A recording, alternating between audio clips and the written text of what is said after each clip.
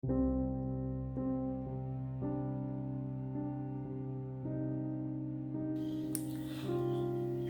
enable or disable show button shapes in Samsung Galaxy S10, open Settings, swipe up or down home screen to access the app screen. Tap Settings.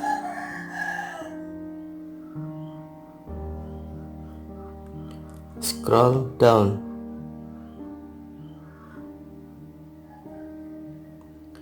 Tap Accessibility.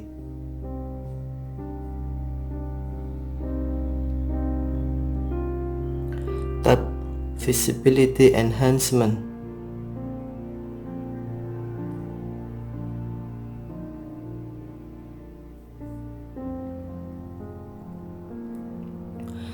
Tap Show Button Shapes switch until blue to enable or tap until white to disable.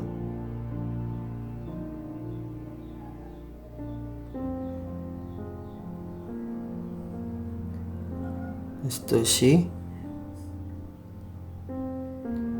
button shapes.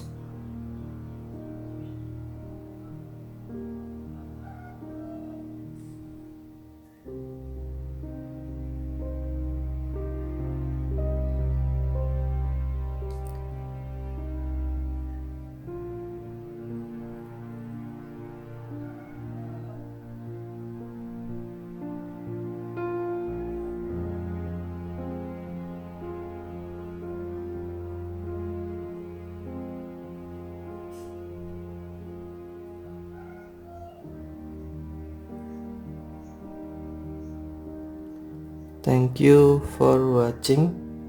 Have a nice day.